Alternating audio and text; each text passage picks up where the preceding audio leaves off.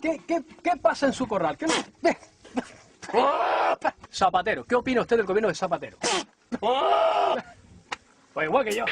¿Y qué opina usted? ¿Qué opina usted? ¿Qué opina usted del gobierno de Zapatero? Oh yeah! You gotta get Schwifty! You gotta get Schwifty in here! It's time to get Schwifty! Whoa! You gotta get Schwifty! Oh yeah! Take off your pants and your panties! Hello everyone! Welcome to another fun-filled episode of The Underground Bunker. I am your esteemed and humble host, Hobbs.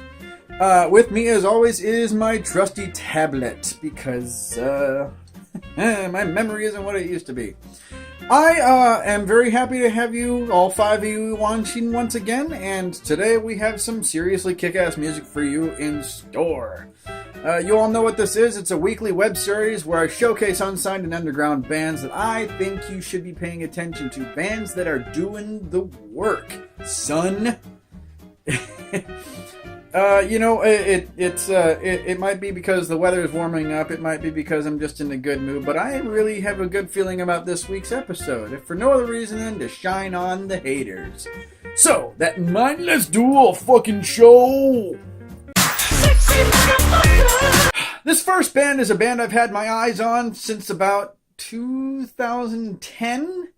They are a band called Crash Karma. Burn down to the floor as the smell of smoke, and you as your little ashes away. Sing aloud, can I think on my own to walk alive between the side and inside. Brass tacks, people. This is not your typical band because they do not have 4 or 5 or 6 members. They have 2. And I think that's really fucking cool because you don't get a whole lot of that. And it's probably because it's difficult to put on stage. But you've had bands like Local H and the White Stripes and a few others that did it okay. And certainly not the least of which is the White Stripes. I didn't like him at first, but Jack White's got some serious fucking skill. That guy has a microphone on his wrist. Oh. So they started in 2008. They were started by the guitar player. His name is Raph. And they quickly got to work. They had a different singer at the time. But with this new chick, they've been doing some seriously kick-ass. And she's actually been with him for quite a while. One thing I really like about these guys is they have such a diverse sound. And it's difficult to put a pin on exactly where their influences come from because their songs range from tone and timbre and sort of genre from song to song. And I suppose it could easily be sort of convoluted and people could lose interest because they like to, stay in the box. I'm not one of those people. I love hearing albums where it sounds, it spans the spectrum. And I love hearing groups that are only death metal, but I also love hearing groups that really, really stretch out stuff and not really do it for shoehorning purposes, but they stretch it out because that's what they want to do, and these guys do that. I did say that they get to work, and they are getting to work real soon. They're coming out with music all the time, but they're actually gearing up for a new tour very, very soon. I highly recommend that you check these guys out. Their current album is called Straight to the Blood. It's really, really good. And certainly worth your time. You can check them out on Facebook, but you can also check them out on crashkarma.com. I found this next band on Bandcamp. I like to scour Bandcamp. It's a really, it's like a library of musical gold. So I found these guys on Bandcamp not too long ago, and I thought I'd put them on. They are called Street Sex. SECTS. I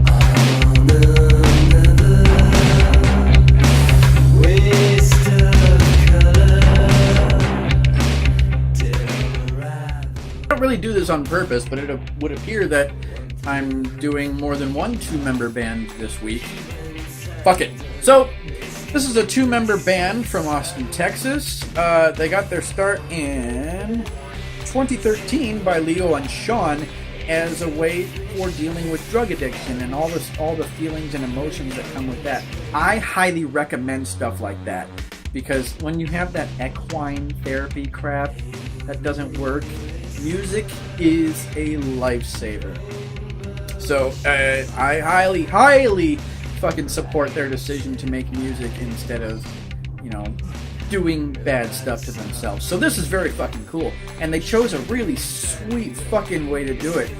Electronic music, especially the stuff that sort of tends to gravitate towards the goth scene, can be very depressing. And it gets really, really easy to sink even deeper into the hole that you're in. This doesn't do that for me. This is kind of really, really interesting to listen to, and it reminds me of a mix between like Depeche Mode and Skinny Puppy and Gerard McMahon. Now, if you don't know the name Gerard McMahon, I highly recommend that you go watch the movie Lost Boys. Not the new ones. I'm talking about the first one with Kiefer Sutherland and Jason Patrick and the Coreys, the Corey Haim and the Corey Feldman. In that movie was a song called Cry Little Sister. It was the original, by the way, not the seasons after crap. And this guy's voice reminds me a lot of that. Leo's voice reminds me a lot of Gerard McMahon, which, take that how you will. I love the song. I love the guy's voice. Now, this is one thing where it always frustrates me when a band this good doesn't have the following that it deserves. And that is a lot of the reason why I bring out these bands, because there's a lot of bands that are just doing the work, and it's difficult as all hell. This band does have a small but very devout following, which would explain why they do get out and tour so much as they do. It also explains why they have such a hard work ethic, because to date they have put out 4 EPs, 2 splits, and 2 singles, which is not a small thing to do, even when they've been around as long as they have. They just got off tour with 3 Teeth, who I talked about a couple weeks ago, and another band called Horror, that's HO9909. And I know they're gearing up for another one soon, but currently I think they're working on new music, but currently they have a split out with the band Curse, and it's on Bandcamp, but you can also go find them on Facebook. This next band's record label reached out personally to me to talk about them, and once I found out about them, I did not need an excuse to bring them up. This is Sinsanum. Void of emotions, insever all your fears. Eternal darkness is falling. This blood will never clear. Alright, so let's get to it. Once I found out who these guys were, I didn't need an excuse to talk about them. I said that before. And if you know who these guys are, I'm sure you'll be like, well, let's talk about it. This is the six-piece death metal band started by Frederic Leclerc from fucking Dragon Force. He's the bass player in Dragon Force. Someone I respect very, very much, because he can play a lot of different shit, and he can play a lot of different instruments, not the least of which is guitar. So he's doing that in this band, and he's joined by former Slipknot drummer Joey Jordison, who, as you may know, is also no slouch on the Skins. He's short, he's mean, and he's mean on the drums.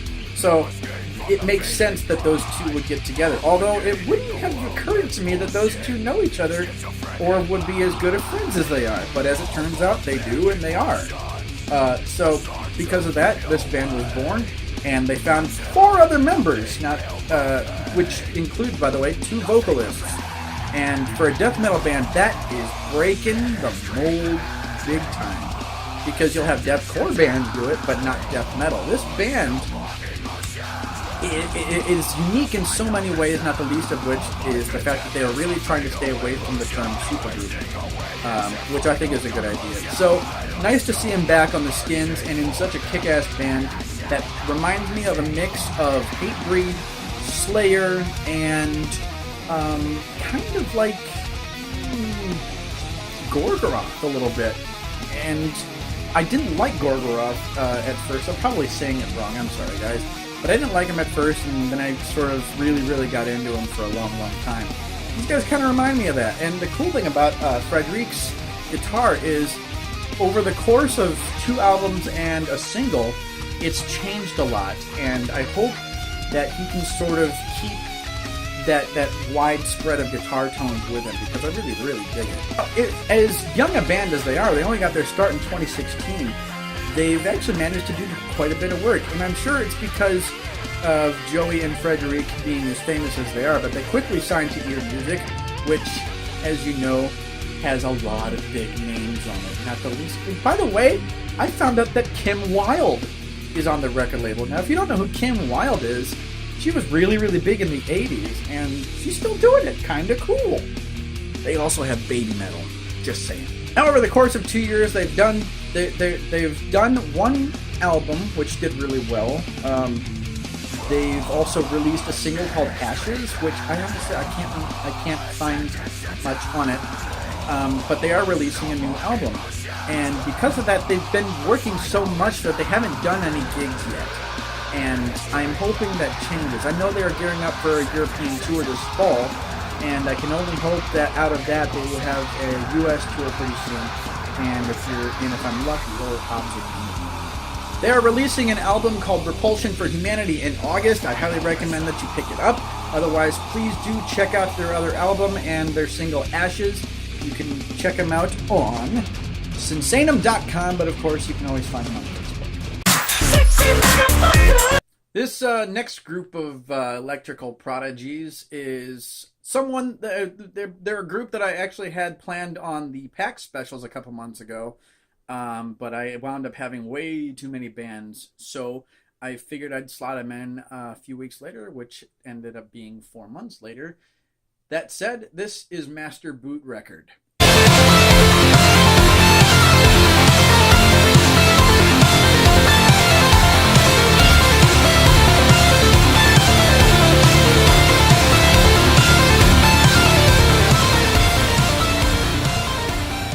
Alright, so let's talk about Master Boot Record. Not much is known about these guys. I think by design, they keep most of their actual information off the internet, which can work. You know, it's one of those things where, you know, they put up the facade. They actually said that the band is an artificially intelligent IBM 486DX, which, if you happen to know what a 486DX, you're either a computer nerd or you're old. So these guys did just get started recently, relatively recently in 2016, and right after that they put out an EP, which is C:/fixMDR, which is a BIOS code if you know your computer stuff. As you can see, this is what they do. So they quickly released that, and have since released 3 more EPs and 3 full-length albums, which is no shortage of work. Even for electronic music, which people seem to think is way easier to do, it's not. Because you have to have pretty much a mastery of everything you're doing. And these guys are utilizing an SID chip from a Commodore 64, which is not easy. You know, one other band I know of that's doing that, and that's Machina Supremacy from fucking Germany.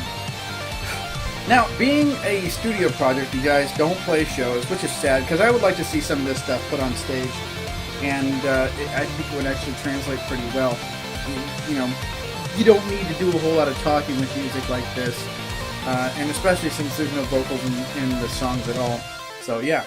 One thing I really do like about these guys is they do keep a sense of humor about them. They understand that the music that they're doing, you know, is a very niche audience, and so they sort of keep a sense of humor about themselves. And what I mean by that is every once in a while they will release their special rendition of certain, like, old video game themes. The most recent one was Outrun from Sega, which was not a very deep game to begin with, but, you know, like Super Hang-On or Space Harrier or anything like that you could play in the arcade. It was a lot of fun, and so these guys, you know, they did this, and they did Legend of Zelda, a couple, you know, and a couple other ones. Pretty good versions of it, if I say so myself. Now, as I said, they don't do any shows or anything like that, but they're very active on their Facebook page. Their current disc is called Interrupt Request, which you can find on their Bandcamp page, but I also do highly recommend that you get on their Facebook and engage them. Some of you guys may have heard of this next group, if for no other reason than the fact that they get their butts out of the fucking town a lot. They are called Cyclone 9.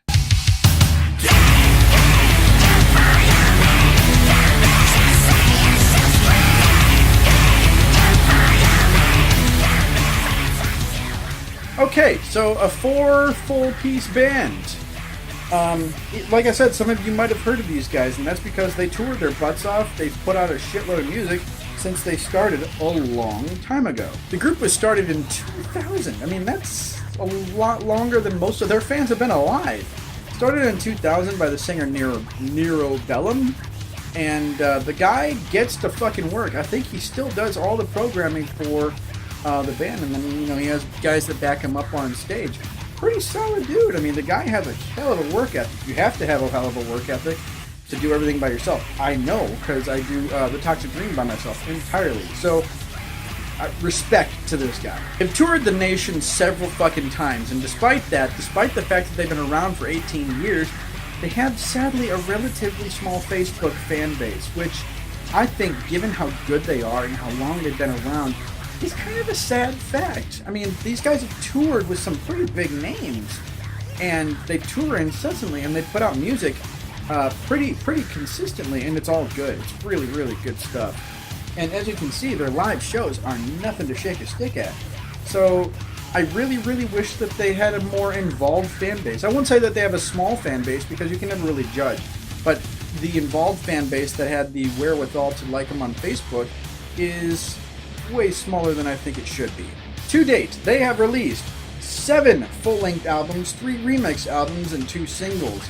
These guys are no slouches when it comes to putting stuff out and then getting out on tour to support it, which is super fucking cool. Speaking of which, they are gearing up for another tour after the release of their forthcoming album, which is coming out in August. It is called Icon of the Adversary. Icon of the Adversary.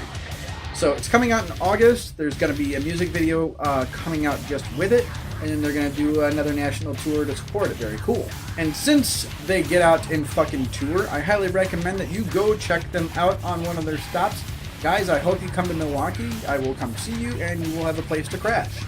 So, meanwhile, while you're waiting for them to get on tour, I highly recommend that you check out all their music, which is all on Bandcamp. And it's all reasonably priced. It is all good.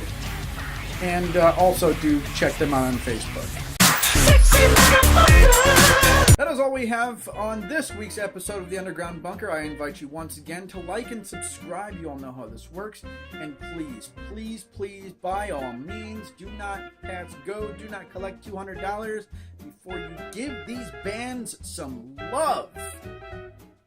In this day and age when everything is polarized, we all need to be loving music, and I mean all forms of it, because Jesus Christ, people are just angry about everything. So let's all just feel good and listen to some music. Andrew WK once told me a long time ago when we were talking about the Backstreet Boys, and I was like, oh, those guys suck. He laid on some serious wisdom to me, and it sticks with me to this day, and I hope it sticks with all of you. He said that it doesn't matter who's singing it or what the music sounds like, as long as somewhere, somehow, it's having a positive effect on someone. That is some serious fucking logic.